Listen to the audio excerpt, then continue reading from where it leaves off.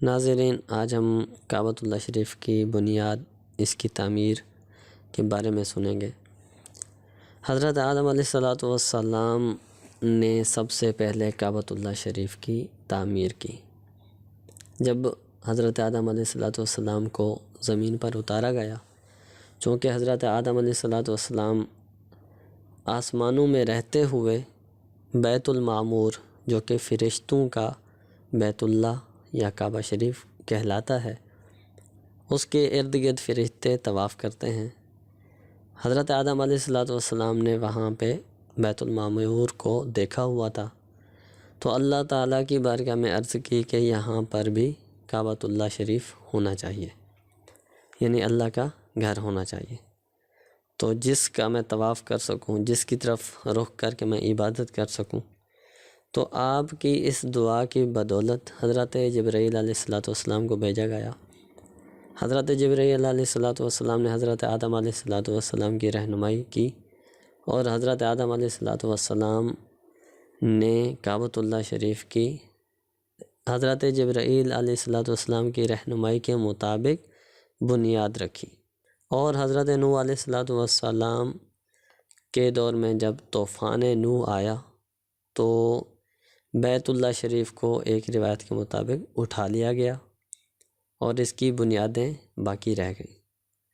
طوفان نوح کے بعد جزوی تعمیرات ہوتی رہیں۔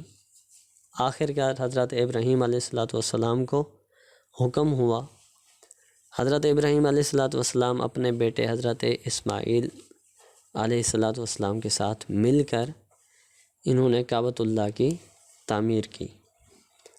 اس کے بعد جزوی تعمیرات ہوتی رہیں۔ پھر قریش میں ولید بن مغیرہ کی زیر سرپرستی میں وہاں کے لوگوں نے، اہل قریش نے اس کی تعمیر پھر سے کی۔ ولید بن مغیرہ کی زیر سرپرستی جو کعبۃ اللہ شریف کی تعمیرات کی گئیں، اس میں کچھ تبدیلیاں کی گئیں۔ اس کی وجہ یہ بنی کہ قریش نے یہ طے کیا تھا کہ چونکہ یہ اللہ کا گھر ہے، اللہ کا گھر حلال کمائی سے بنایا جائے گا، کیونکہ اس وقت ذریعہ معاش میں سے سب سے زیادہ ان میں جو چیز پائی جا رہی تھی وہ تھی سود کی کمائی۔ تو ان کی سود کی کمائی زیادہ ہونے کی وجہ سے انہوں نے یہ کہا کہ حلال کمائی سے کعبۃ اللہ شریف کی تعمیر کی جائے گی۔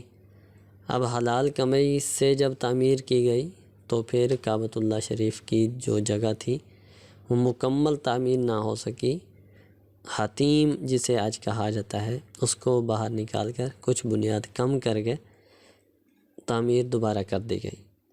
جب دوبارہ تعمیر کی گئی تو اس میں کچھ تبدیلیاں کی گئیں۔ نمبر 1، 2 دروازے کی جگہ 1 دروازہ کر دیا گیا۔ لکڑی کے ستون کی 2 صفیں بنا دی گئیں، اور ہر صف میں 3 ستون لکڑی کے بنا دیے گئے۔ کعبہ شریف کی جو بلندی 9 فٹ تھی تو اس کو 9 فٹ سے 18 فٹ کر دی گئی، اور رکن شامی کی طرف سے اندر کی طرف ایک سیڑھی بنا دی گئی۔ پھر اس کے بعد چوتھی تعمیر تب ہوتی ہے جب یزید بن معاویہ نے مکہ شریف پر حملہ کروایا، مدینہ شریف کا جو تقدس تھا اس کو پامال کیا، اس کے بعد مکے پر چڑھائی کی، حملہ کرایا۔ حضرت عبداللہ بن زبیر جو کہ حضرت عائشہ رضی اللہ تعالی عنہ کے بھانجے تھے، اور امام حسین کی شہادت کے بعد بطور احتجاج یزید بن معاویہ سے بغاوت کرتے ہوئے مکہ میں اپنی خود مختاری کا اعلان کیا تھا۔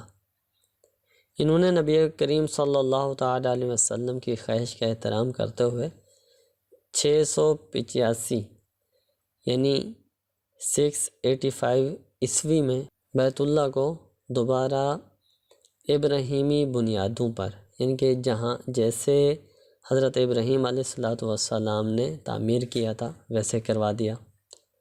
اس کے بعد حجاج بن یوسف نے 693 یعنی 693 عیسوی میں انہیں شکست دی تو دوبارہ قریشی طرز پر تعمیر کرا دیا گیا۔ اس کے بعد ہارون الرشید نے علماء سے مشورہ کیا اور چاہا کہ اسے حضرت ابراہیم کی طرز پر دوبارہ بنا دیا جائے۔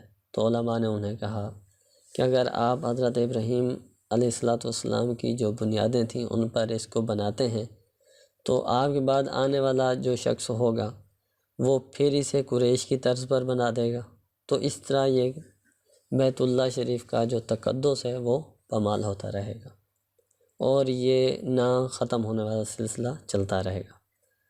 تو اس پر ہارون الرشید نے وہی قریش کی جو بنیادیں تھیں اسی پر اسے برقرار رکھا، اور موجودہ تعمیر 1040 سن عیسوی میں سلطان مراد احمد شامی نے اسے نئے سرے سے تعمیر کیا، اور پھر اس میں مزید جو تعمیراتی کام کیا گیا وہ 1996 یعنی 1996 میں اسے تعمیر کیا گیا۔